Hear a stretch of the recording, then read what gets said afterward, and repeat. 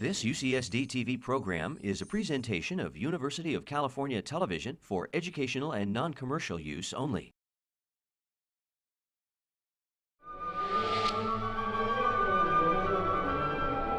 I'm Nick Reveles, the host of UCSD TV's Opera Talk and the Geisel Director of Education and Outreach for San Diego Opera. My passion is helping people understand opera and come to love it as much as I do. I invite the principal artistic team for each production here to the Beverly Hills Salon for a freewheeling discussion before a live audience that covers everything from the music to the motivations of the characters to the director's stage vision and sometimes even a penetrating look at a singer's career.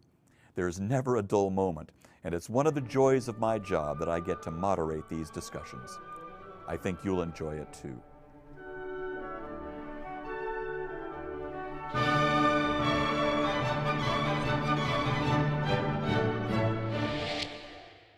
Thank you very, very much for coming. It's good to have you here this evening for our roundtable, Stars in the Salon, concerning the opera that we're going to open in 2 weeks. A week. Der Rosenkavalier by Richard Strauss. We haven't seen this opera since 1992 here in San Diego, so we're very, very excited to reacquaint ourselves with it. And I've been going to some of the rehearsals with a score that was used the last time around.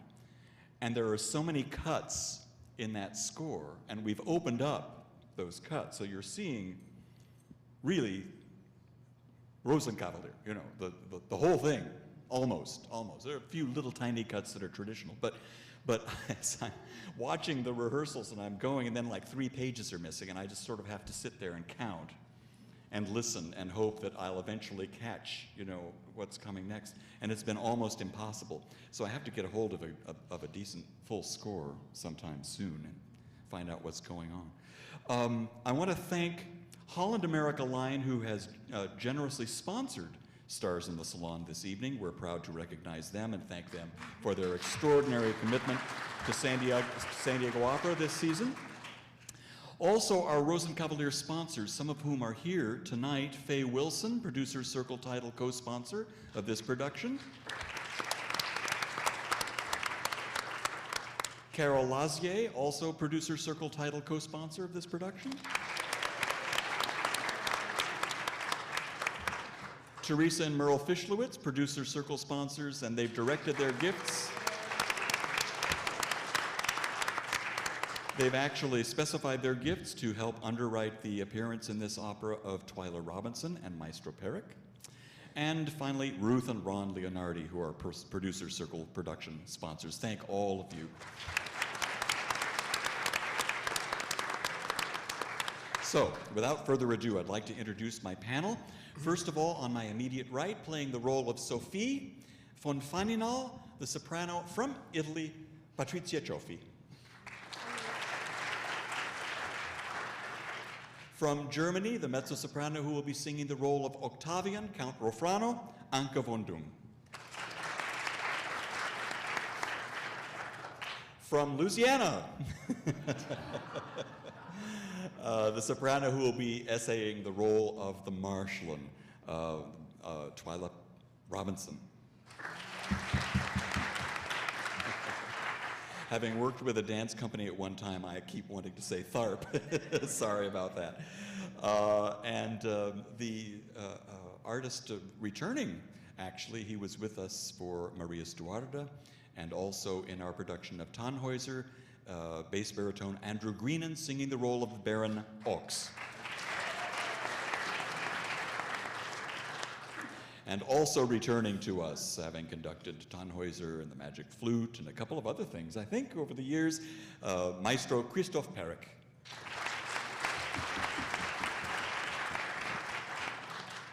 So I'd like to actually begin with Maestro, because you worked at the Dresden Staatsoper for a while, and where many of the Strauss operas were premiered. I think you told me at one point 9 of Strauss's operas were premiered at the Dresden Opera. And I want to ask you a kind of a crazy question. You hear about tradition being passed on amongst the players in an orchestra. And it was only 100 years ago. We're celebrating the 100th anniversary of the premiere of Der Rosenkavalier in Dresden. Did you learn anything from the orchestra about playing Rosenkavalier especially, or about playing Strauss in general? Oh yeah. A conductor is just wise if he always learns from the orchestras, from musicians. That's part of our job. But especially with an old-fashioned and very traditional, wonderful top-class orchestra like the Dresden Staatskapelle, you can't do anything better as a conductor. Just when you conduct, you open your eyes wide and listen to what they do and what their tradition is famous. And Anke, who is more or less at home in Dresden, will probably say the same. This orchestra is special, and especially for the Strauss operas and for the Strauss repertoire. I did indeed learn a lot from them by conducting there. Were you there at a time when any of the orchestra members or any retired orchestra members were there who had played under Strauss? I can't say that. Strauss died, as we know, in 49. 49, that's a long time now. But there are a lot of elder musicians who have been very close to the times and have been close to other people who have worked with Richard Strauss, of course. I'm lucky to know some of them. My own dad played as concertmaster. He was concertmaster of the Hamburg Philharmonic State Orchestra. My own dad played under Richard Strauss. It's something very special. That really is. That's true. And then, you know, what's so marvelous about that is that you bring that tradition to us, which is terrific. So I have to ask you, how did the orchestra rehearsal go yesterday and today? Wonderful, wonderful. The San Diego Symphony is a wonderful orchestra, and I know them, and we've worked, as you said, a lot together in opera and in concerts. They are extremely prepared for that difficult piece. There must be rumors that this is a very tough piece to play. Yeah. And they prepared themselves very, very, very eagerly, and I had so much fun yesterday and today with orchestra readings. It was nice. Good. Well, I hear that Strauss is fun to play because you're busy all the time. Huh? It is. Lots of notes, lots of notes. Well, speaking of lots of notes, this opera, in a way, is a sung play. I would almost say, and I hope this isn't heresy to any of you, but you could almost take the music away and stage it as a straight play, because the dialogue is considerable. And it's everything you need for drama and for comedy is in the text. And I want to ask all of you singers, because the challenge, I think, is, first of all, learning all of those words and all of the rhythms, because Strauss, I think, works very, very hard to get the rhythm of the German language absolutely right. I think I want to talk to Andrew first about that, because I think you have the greatest challenge in terms of text, don't you? Well, I can't think of a role that I would sing in my repertoire, or indeed in anybody else's repertoire, where there are more actual words. There are certainly more words per minute than any other opera, but it is. I mean, when I was first offered this role, and if I may digress for a moment, there is a San Diego connection to it, because I had a signed contract to take part in Simone Boccanegra here, the role of Pietro, and then I was offered the role of Ochs in France, and I begged Ian Campbell if he to consider releasing me to do my first Ochs, which he very kindly did. And now that I've been able to step in to sing Ochs here now, I think we both regard that as being very good karma. But anyway, when I was offered this role, I remember, first of all, my answer was no. And then the person offering me said, okay, so I took the score away for 2 hours and thought, okay, fine. I speak German, I shouldn't be lazy. And I remember I was in Brussels when I started learning it. For a whole week, I locked myself away for the whole afternoon and started working away at every note, these very difficult intervals, which in the end have to seem completely natural. You have to sing the exact rhythms that Strauss wrote at the speed that he wrote them, but make it feel as if you're just making it up and having fun. You have to be concentrating like mad, but making it look as if you don't care, and it's just, we've been working on the rehearsals a lot. But I mean, anyway, I spent a whole week working at this, And then I sweated for 3 hours every day. And then at the end, I thought, well, I've not done badly. I've mastered this long and difficult passage. And then I looked at it and I realized it was 7 minutes worth of music. The first track on the CD. So, but I mean, my colleagues will probably feel the same. It's a weird thing because in one way, the computer is going completely mad inside you. You're trying to count, and then but you've got to look as if you don't care, as if you're just having fun and you're just making it up. And should anything go wrong, which heaven forfend, you should just cope with it and find it funny. I mean, I had the good fortune when I did my first Ochs. The funny now was Peter Edelman, who I think some of you would know here. His father, of course, was Otto Edelman, who was a very famous Ochs. And apparently he'd always said to his son of singing the word of Ochs, of singing the role of Ochs, he'd always said, it's not a matter of if I will go wrong in a performance, it's where I will go wrong. But we do our best. How about the rest of you? I think the challenges are slightly different with each of you. What about for the Marshland? Do you feel the same challenge in terms of just sheer number of words and lines and remembering everything? There is a fair amount of text for Marshland, not nearly as much as the other characters. I mean, Sophie, she gets to chattering and the German goes by a mile a minute. My challenge this time around has been dredging it out of my memory because I'm a very late step in due to a cancellation. And I had been taught it very thoroughly at San Francisco Opera. They probably beat me with the Rosenkavalier stick every day for 6 months. And that was with Latvia Mansuri and also with Elizabeth Soderstrom. So that kind of deep preparation was very much a blessing coming in at this late hour to dredge it up. And so that's been my main challenge, is these very, very deep memories. But I'm happy that the wrinkles in my brain were deep enough that they stuck, you know. So if I just remember to keep calm, just keep calm, just keep calm, it will come. Well, thank goodness she's a relatively calm character. Yes, I am calm. So, the challenge for me this time around is the late hour. Yeah. So, but a joy, completely. Yeah. Anke, I think the challenge for Octavian is that you never leave the stage for much time. No, I think 10 minutes. That's it in 4 hours. No, but about the text, I mean, I have the favor that I'm native speaker, so it's easier for me. But still, the Strauss operas are hard to learn at the beginning because of all the text, and you think like, oh, how have I ever got this right? But so even for a native German speaker, yeah, it's a you know, challenge. it's all about rhythm, and at the beginning when you have a first look, it's a lot. And then, but when you go on learning, and then all of a sudden there is this sudden change where you suddenly realize that it has to be like this.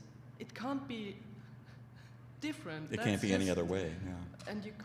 And then you can't think of any other rhythm here because it's just as it has to be.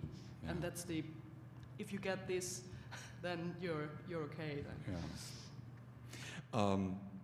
Patrizia. Now, you don't speak German. I'm going to share this with the audience. She doesn't speak German, but she speaks perfect Italian. It's Yeah. But I don't speak English. Oh, yes, you do. Yes, you do. Tell us a little bit about the challenge then from someone who doesn't speak German at all, learning the role. I mean, that in itself is. I think my challenge is really big. It's a really big challenge for me because I don't speak German. Maybe the Italian people is not so. It's a little lazy for because we have the language of the opera, and so with the Italian we can go and we can sing everything. But I like so much the challenge, and when the first time in Paris, the director of the Opera de Paris talked me about Sophie, I think, no, it's not possible. And every time that I take the score and I open the score, I think, no, it's not possible. Okay, bye-bye. Every time, this is the third time that I sing this role, but every time it's like the first time, like to start again. And for the memories of German, for the memories to the music's really difficult to make everything together. And I cannot relax in a moment because Sophie she speaks really quickly every time. Like this. It's a young, excited. And well, let's go a little bit with that. Who is she? Who is she? And what is she like? What is her character made of? I think it's a really easy role. Easy because she's young, she's pure, she's innocent. She don't have a strange thing. At the beginning, it's really ready for the marriage. For love? For her think of love. Her image of love, her exactly, vision of love. Exactly. But when she meet Octavian, maybe something happens inside in herself. And she discover love. And when Baron comes, it's not possible to come back the beginning. It's not possible.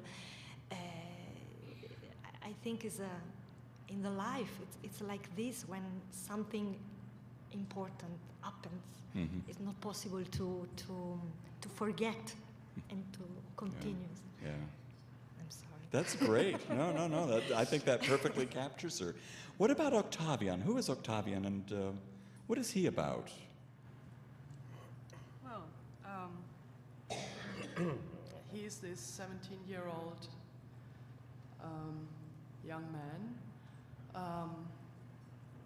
in love with his wonderful Marschallin, who takes care of him and spoils him, introduces him to whatever you need as a young man.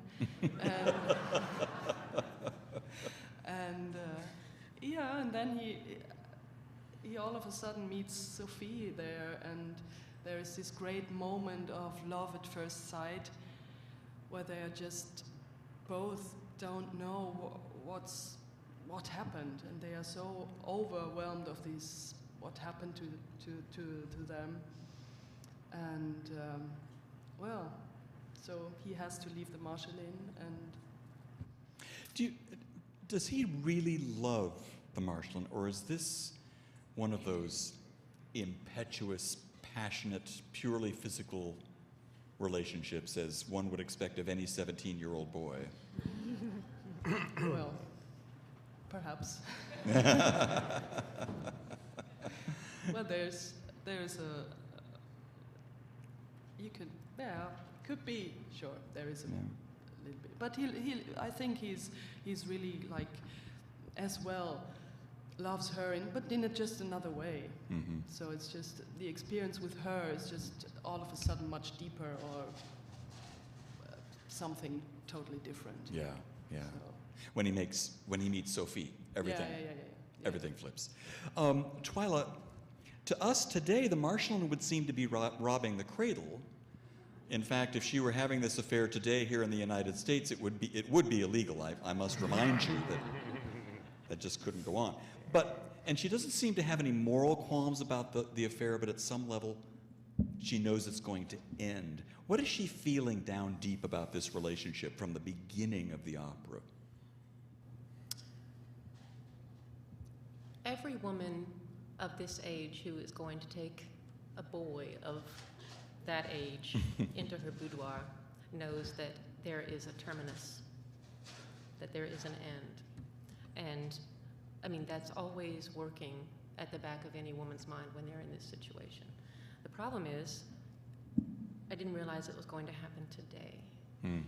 Even though I have this very conversation with Schatzi here of, you know, today or tomorrow or the next day, you're going to leave me for someone who is younger and prettier and sitting at the end of the table. And, you know, for us to have that conversation for the first time and then to have it happen on that day is a tremendous thing. And I don't necessarily think that she has any moral qualms with it. I'm married to the field marshal in a time, this is set in 1740s in Austria. Austria is in military conflict at that time. And my husband is the field marshal. I'm a military wife, essentially, of that time. And, you know, he's gone and he has his things, and I was a child bride. This is not a love match, so I have my things. And I'm sure that this is one in a long string of things, but I messed up and lost my heart this time. So. Andrew, being of British extraction, I think, or at least I hope you'll appreciate this, poor Ochs really gets the Shakespeare treatment, don't you think? Shakespeare sometimes chooses characters to be the butts of cruel jokes, like Malvolio in Twelfth Night or Falstaff in Merry Wives. Does that ring true for you in playing Baron Ochs? Is he kind of a Shakespearean character? Oh yes, I mean there is the relationship with Falstaff, which I've also done. That is, the thing about the Baron, which is sometimes forgotten, is that he loves life. He loves women, he loves food, he loves everything about life, and he's one of those folks. Yes, he has a dirty trick, a very cruel trick played on him, but he deserves it. I mean, hey, it's not, you know. If you're on stage, making love to a woman, playing a man, playing a woman, that's not bad. But he's one of these people, he never asks himself too many questions. He's not the most sensitive soul. He's a great talker, not a great listener. And one of the things I found, in fact, it was yesterday's rehearsal, this time round doing the role, working with Twyla. It's wonderful to see her again after 10 years. I think we last worked together in San Francisco. Is that in life, as on stage, one is taught to be well behaved. You listen to the person who's talking to you, and you don't talk too much, and you don't talk about yourself too much. I have to break all those rules as Ochs. There's the marshal in, and it's great. Every instinct in you wants to be a good colleague and to listen to what she's saying, but in fact, I've got to ignore her and be looking at this young man. And but it's interesting, yes. But he is. But Ochs, in the end, he even sees the funny side of the nasty trick that's being played on him. But the funny thing, he says, yeah, we Lachenals, we can see it, take a good joke, but okay, now we've had our fun. You and I, Marshallin, we know each other, we know each other's foibles. You know, you're just as bad as I am in a way, and now just let me marry this beautiful young thing over there. But even then, when she finally does show him the door, you know, after hinting at it for the entire opera, he takes it in quite good spirit. He's not downcast, really. He'll go home to his little poxy little village of Lerchenau and say he's had a wonderful time and experienced all sorts of incredible things, or nearly experienced a lot of incredible things. Yeah. Maestro, how does Strauss's orchestra interact with the singers? It's a very thick and a very big orchestra. The orchestration is thick. There's so many contrapuntal lines. There's so many horizontal lines going on and so many instruments involved.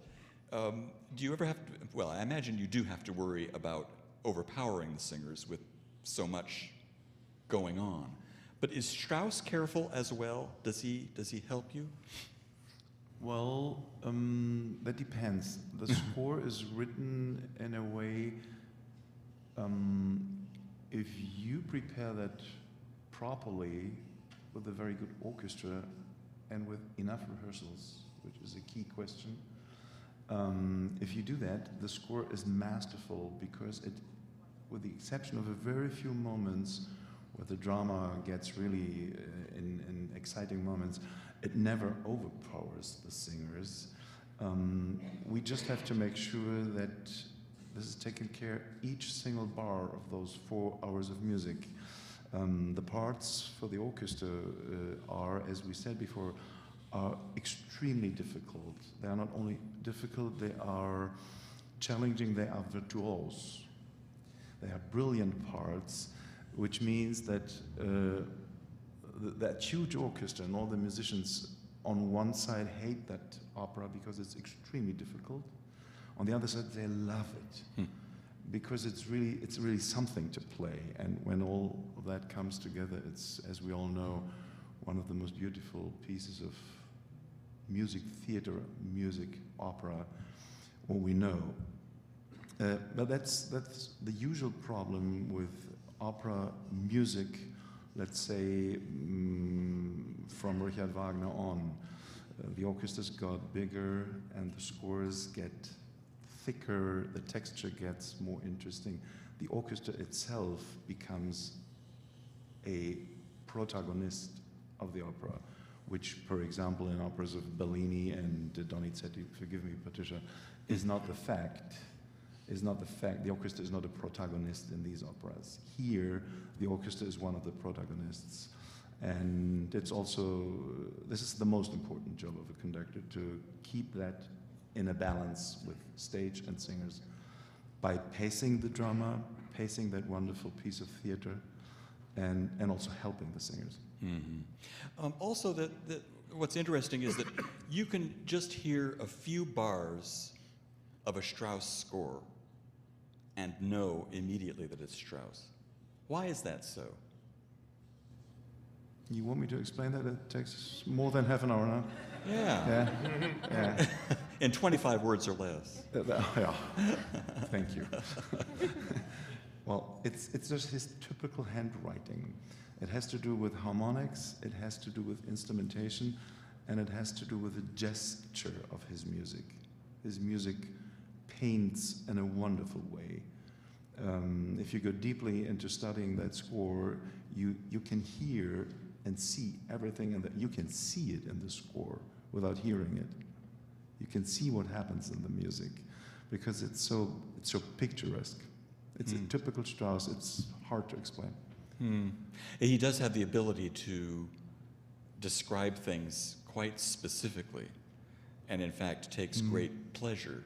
He himself said about himself at one point, well, now I learned to put into music and compose exactly how the cow gives milk. Yeah. That's a quote by Richard Strauss himself. Yeah. Well, and it gives the first 3.5 minutes of prelude before the curtain goes up. Right. A new meaning, because of course he's describing the night of love that has just been experienced by the Marschallin and Anke. Exactly. Octavia. Yeah, exactly. Yeah. And, you want me to describe that now? No, that's quite all right. I think most of our audience has been clued into that. But it's quite specific. I mean, it's marvelous what you could get away with in 1911 through pure musical means. But the text itself is pretty colorful too. I mean, have any of you wondered about this, that this premiered 100 years ago and it still seems very fresh, and there are lots of double entendres, and there's some very coarse language coming from the Baron. If you stop to think about it, I think we're almost protected by the fact it's in Viennese dialect, which is, German with a layer added. But yeah, I mean, some of the words and some of the passages in Ochs' narration in Act 1, which are routinely cut, I mean, it is really pretty filthy stuff, it has to be said. Yeah. But in 1911, it's extraordinary. But we were talking, Anke and I were talking about the furniture, which is a reproduction of the original, and we were saying, she's saying we can't get very close, we're playing this flirtation scene. I said, oh yes, but you have to remember it's 1911. Yeah. That is true. We should mention that the set that we've rented from San Francisco Opera, I believe, is a reproduction of the original Alfred Roller production from 1911 in Dresden. And it has a wonderfully sumptuous look. It's quite lovely. It's not the set that we used in 1992, those of you who remember that. It was another one, which is quite good too, but this is striking in that sense. I'm going to ask about recordings too. There are some lovely recordings, of course, historic recordings of Der Rosenkavalier. We have some actually even recordings of the three original ladies who were in the cast, Margarete Siems. The other two names escape me at the moment, but Margarete certainly was a great Marschallin. Let's start with the Marschallin. Are there any recordings or historical performances of the work that you look to for inspiration in singing the Marschallin? Well, I hate to say it, but no, because there seems to be problems with Rosenkavalier because it is so incredibly complex and simple all at the same time. We seem to have a dichotomy of recordings of absolutely perfect, but dare I say slightly bloodless studio recordings where they could go back and lay in tracks until they get exactly what's in the score. And we have live recordings, many of which are a complete mess. So, but in general, anything that I am singing, I try not to listen much. I listen for conductors, but not for singers. Interesting. Anke, what about Octavians from the past? Have you seen any Octavians that just sort of blew you away?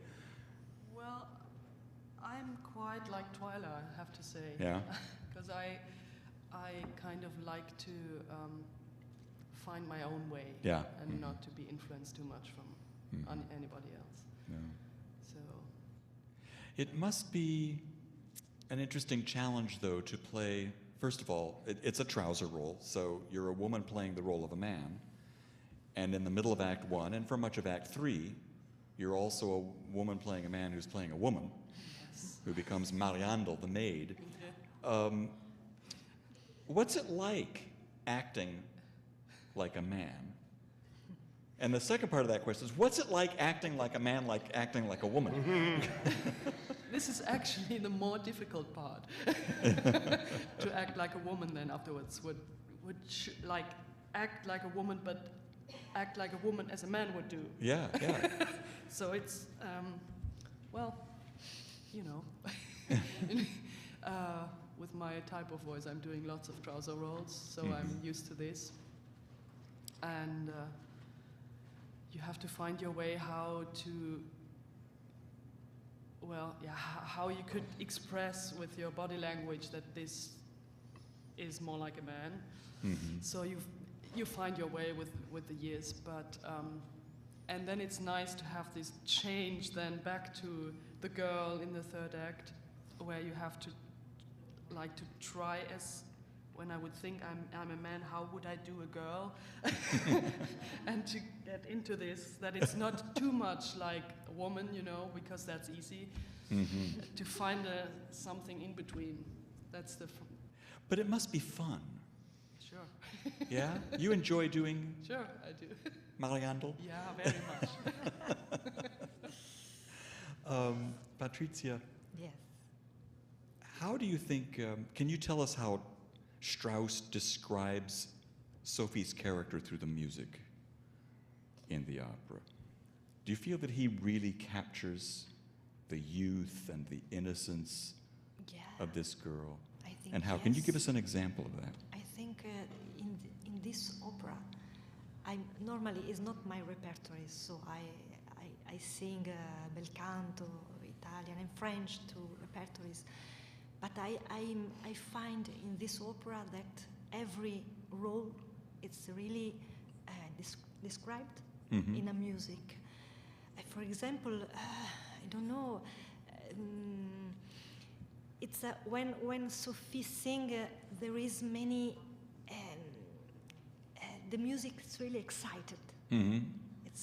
There is something inside, like a life, like a enjoy. Like she's thrilled about what's going on. I'm as you're saying this, I'm thinking of the beginning of Act 2.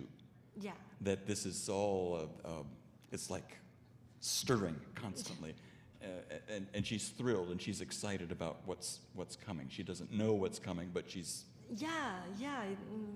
It's really... It's like explosion every moment.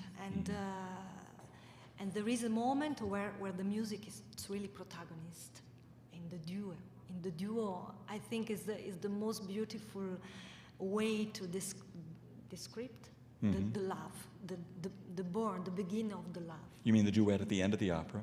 No, the duo in the second act. In the second act. When she met Octavian. Oh, the presentation of the rose, the of course, yeah. presentation, sure. Yeah. Mm-hmm. And the music really, really speak about the born of the life, of the love, of the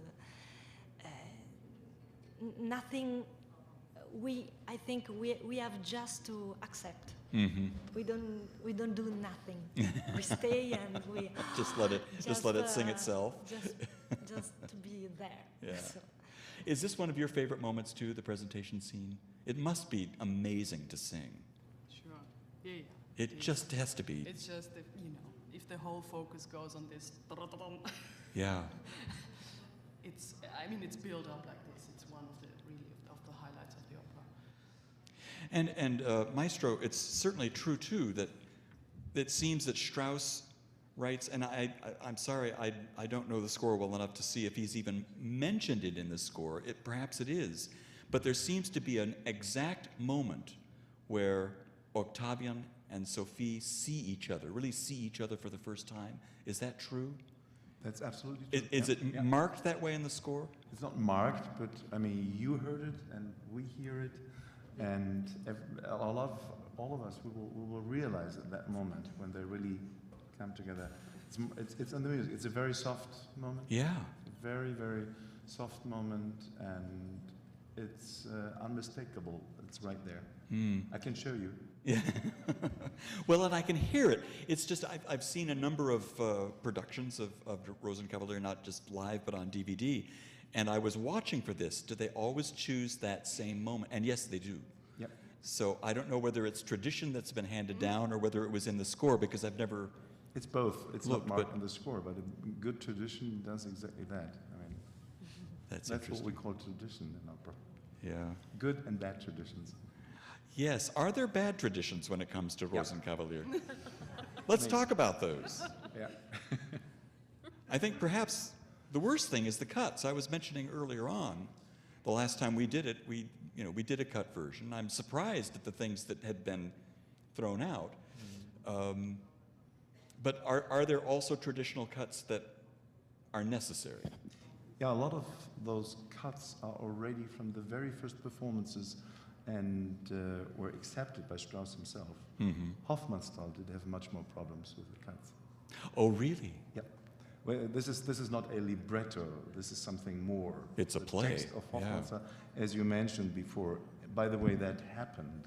They acted Rosenkavalier without singing and without orchestra. They did that. Oh. And for very good reasons.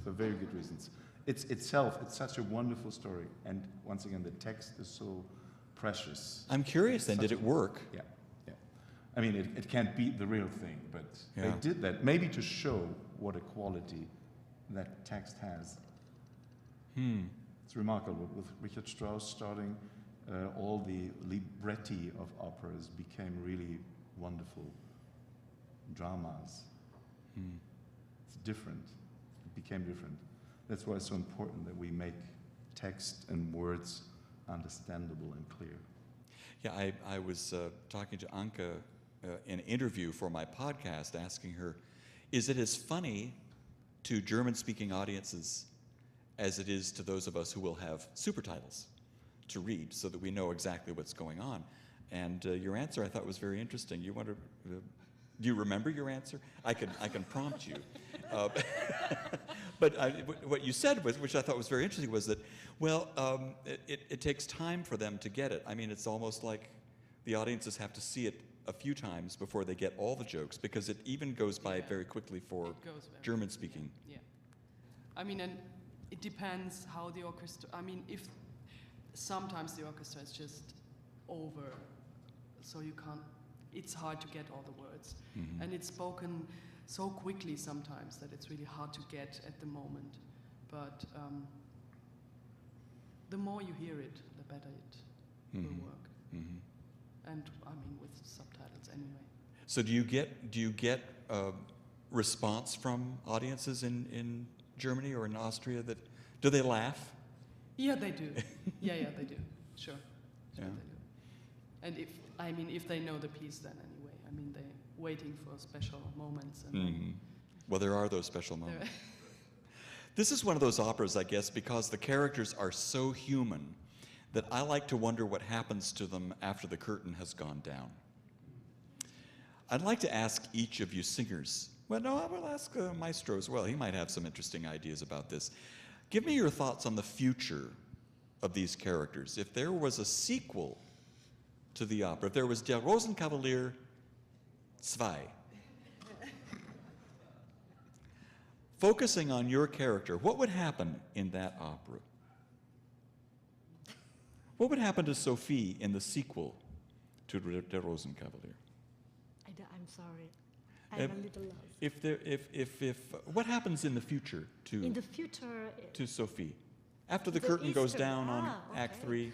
oh my God, I don't know. Maybe everything finished. Maybe. So the relationship doesn't last very long. They break up Maybe the next day. Octavian come back to the Marschallin. Or between Sophie and Marschallin, maybe. I wonder if she. Why not? It's a man. Moving right along. Do you think Sophie would become like the Marschallin Oh, as she gets older? I hope no. Because because the Marschallin is I look at this woman like a really sad, really lonely. So I hope that Sophie maybe do something in your life for don't And don't be lonely. yeah. Don't be alone. Yeah. Yeah. And be happier. Yeah, than maybe the love finish maybe happened in the life, but we can think. can still be happy. Yeah. Yeah. What about Octavian in Rosenkavalier 2? What happens to him when the curtain goes down? Well,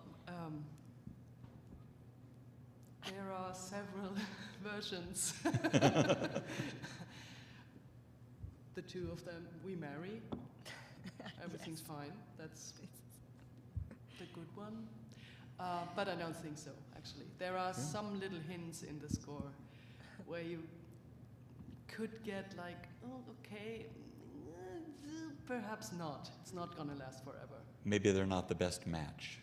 No.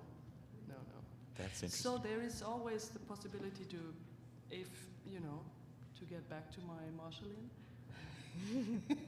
Or, yeah. No, I don't. For me, they don't stay together forever, no. So it's still a bittersweet Yeah. story. The Marschallin, what happens to her? Well, I have to say I'm fascinated by the possibility of Octavian and Sophie not staying together, because there's so many conflicting emotions for me at the end. This is a mistake I will never make again. I may have young boys in my boudoir again, but I won't make the mistake of losing my heart quite this much. I don't think I really even knew I had until he was gone. But there is a certain soothing of the heart of knowing that these two people have found the love match that I never had. Because I was an arranged marriage to a man who's gone all the time. So here, even in the time of arranged marriages, there's not a girl who doesn't have the dream, the big white dress dream. And I didn't have that, of course, even though my situation has provided me with a very comfortable life. But the idea that I could have been that close to the possibility of it actually existing in that time, and to hear that you guys aren't going to stay together kind of upsets me a little. So if there were a sequel in my perfect world, it would be their story, and the Marschallin will continue as she is and possibly have future liaison, but not like this. She'll never make that mistake again. No, I don't think so. Does she close herself off? I'm sorry? Does she close herself off to love in the future? That's a tricky question. Because she's really I mean, there are some young. acts that can't be followed.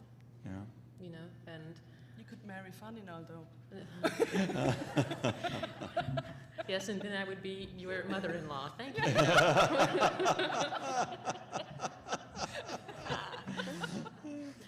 There's closing yourself off, and then there's realizing that there are no duplicates in the world. Yeah. You know, so why even look if you know that you're not going to find something that's the same, and probably won't find something that's better. So I'll just, you know, entertain myself lightly, leichtlich machen, and that will be it. Boy, all of these future stories are so bittersweet. It's just like the opera. It's Rosenkavalier. Let's move along to the Baron.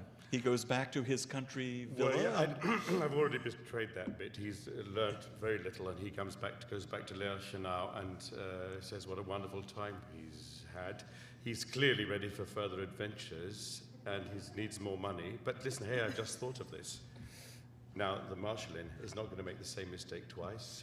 So why shouldn't she set for a more mature type? Because after all, she leads a fairly dull life, because when she's not having affairs with Octavian, she's going to visit her elderly uncle. And that's all that I think and taking Faninal for a ride in her carriage. So I think she could do better with me. And after all, she does find me rather charming, and I do make her laugh with all my dirty jokes. And we're cousins. yeah, we are cousins, so that's absolutely, for the aristocracy, that would be absolutely right. So I would invite us to consider that one. Okay. Maestro. Funny that you brought that up. This is always the question, what happens at the end of Rosenkavalier? What would be a Rosenkavalier number 2? There are examples in literature. So the great Wolfgang Amadeus Mozart and Da Ponte, they gave us a second version. If you think of Barber of Seville, Rosina, and Count Almaviva, whatever happens between Almaviva in Barber of Seville and Rosina has the number 2 in Nozze di Figaro, because that's Contessa and Count Almaviva.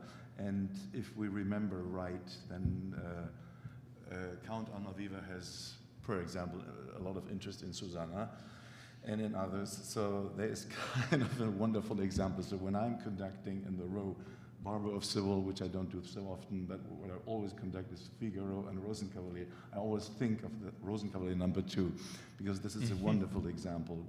Figaro by Mozart and Da Ponte is the second version of Barber of Seville. It's interesting. Yeah. So let's create a Rosenkavalier. I'm surprised actually that someone hasn't tried to do it. A contemporary composer of our days should do that. Yeah. We will probably see that. It would be very interesting Yeah. to see what because these characters are so rich, and there's so many layers to them. They did that. Sorry to interrupt. They did that in Germany with a contemporary opera in the 1970s or 80s. The opera was called "Figaro is Going to Be Divorced," and that opera was by a German composer, Giselher Klebe. No one knows that guy anymore, but it was performed in Hamburg under the direction of Rolf Liebermann. And it was exactly that idea. Figaro is going to be divorced. It exists. So these ideas are not new. So I do want to thank the panel, Maestro Perek, Andrew Greenan, Twyla Robinson, Anke von Dung, and Patricia Cioffi for being here. And we are so looking forward to having Der Rosenkavalier back. Thanks for being here. Thank you.